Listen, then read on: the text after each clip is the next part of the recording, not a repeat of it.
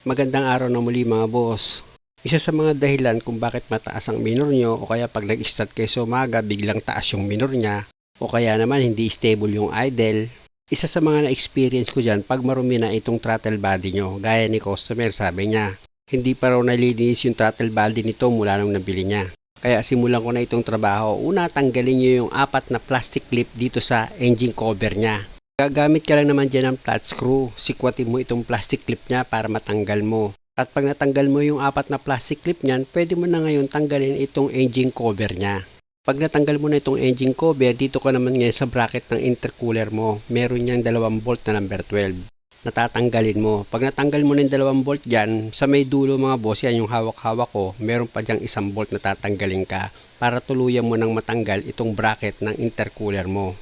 Tapos isunod mo dyan yung clamp dito sa inlet hose mo mga boss. Ayan o, gagamit ka dyan ng flat screw, luwagan mo yung clamp nyan. Ganon din dito sa kabilang side mga boss, may clamp din dyan dito sa hose nya, luluwagan mo rin yan.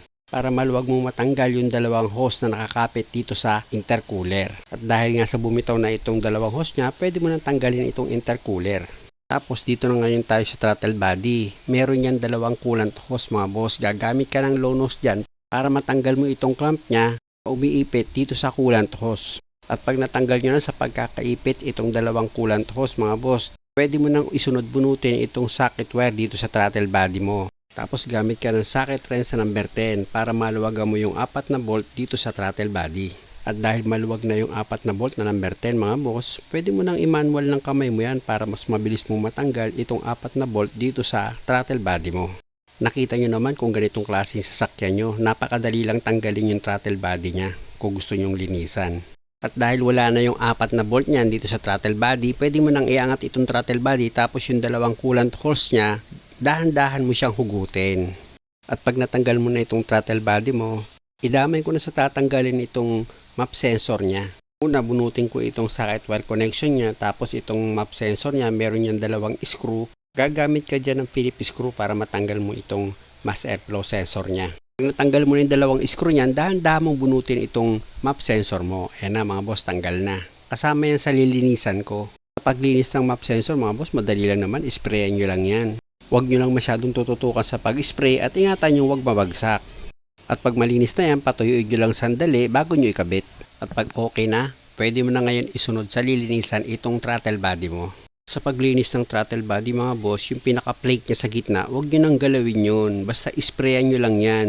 Ang diskarte dyan para malinis nyo sa maigi, basain nyo muna itong buong throttle body. Yan, katulad ng ginagawa ko. Isprayan nyo lang siya, isprayan. Marami naman laman itong pang-spray na yan. Tsaka mo ngayong gamitan siya ng toothbrush. Ayan, yung katulad ng ginagawa ko, kuskusin mo siya ng toothbrush para tipid sa gamit mong pang-spray. Tapos pag nakuskus mo na maigi yan at tatanggal mo na yung mga duming matitigas na kumapit, tsaka mo ngayong banlawan gamit itong pang-spray mo. Kaya nga nang matapos yan mga boss, nakita ni customer, ang linis daw nitong throttle body niya eh. Kita nyo naman, grabe yung dumi, di ba? O, ang dumi-dumi niyan eh. Pero nalinis ko yan ng maayos.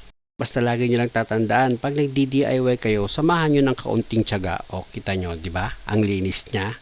Ganun lang ang diskarte mga boss para maging malinis itong dini-DIY nyo.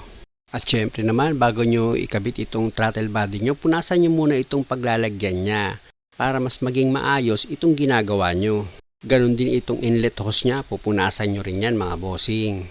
At pag malinis na itong paglalagyan mo ng throttle body, syempre naman pwede mo nang ilagay itong throttle body tapos ilagay mo na yung 4 na bolt niyan. At para sigurado ka na hindi ka makalustred, kamayin mo muna sa pagkabit ng mga tornilyo. Ipakapit mo muna yan sa mga thread niya. Tsaka mo ngayong gamitan ng socket wrench sa number 10 para mas madali mo siyang mahigpitan. At kung hindi mo na kayang pihitin ang kamay mo o i-final mo na yung paghigpit mga boss, siguraduhin mo lang yung pagkakahigpit nyo mga boss is pantay-pantay. Hindi pwedeng may maluwag dyan. Unang-una, hindi pwedeng meron niyang singaw. At kung sa palagay mo okay na yung pagkakahigpit mo, pwede mo nang ilagay itong 2 coolant hose dito sa throttle body niya. Siyempre naman, yung bawat clamp dito sa hose niya, dapat maayos yung pagkakalapat niyan para hindi kayo magkaroon ng leak dito sa 2 hose. Tapos isunod nyo nang ilagay itong socket wire dito sa throttle body nyo. Ilapat nyo maigi yan mga boss ha, hindi pwedeng maluwag yun. Tsaka nyo ngayon isusunod sa ilalagay itong inlet hose niya. Meron niyang clamp mga boss dito sa inlet hose. Higpitan nyo yan ng maayos. Ito namang mass airflow sensor niya, ilalagay ko na rin yan. tapos yung dalawang screw niya. Gagamit ka dyan ng Phillips screw mga boss para mahigpitan mo itong dalawang screw dito sa mass airflow sensor. At pag okay na, pwede mo nang i-connect itong socket wire niya. Tapos isunod mo namang ilagay itong intercooler niya. Siguraduhin mong maayos yung pagkakalapat ng mga hose dyan mga boss para wala sang singaw. Tsaka mo ngayon higpitan yung dalawang clamp niyan. Tapos sa bracket ng intercooler, ilagay mo na itong number 12 na bolt. Dito naman sa kabilang side, yung clamp dito sa inlet hose, higpitan mo na rin yan.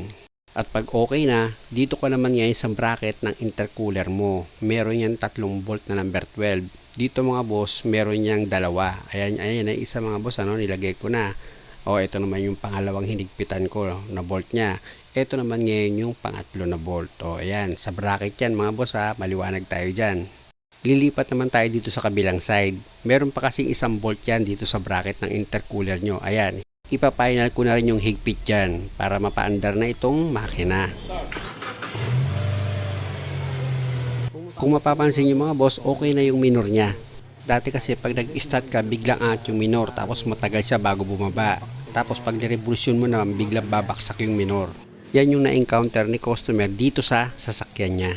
Muli mga boss, maraming salamat sa panonood. Sana wag niyo naman kalimutang mag-subscribe sa channel ko. Salamat, o i-check ko muna dito sa tachometer niya kung okay na talaga yung minor. Maganda kasi nakikita niyo yung reading niya o di ba? Mababa na siya, 800 na lang. Pati itong idle niya, nag-stable na siya. Para sigurado mga boss, patayin ko itong makina tapos start ko ulit yan. Start ko nga ulit. Yan. Mabilis na po siyang bumaba. Ayun po dahil sa marumi po na throttle body. Kaya po nangyayari yung ganong problema sa sasakyan nyo. Muli po, maraming salamat.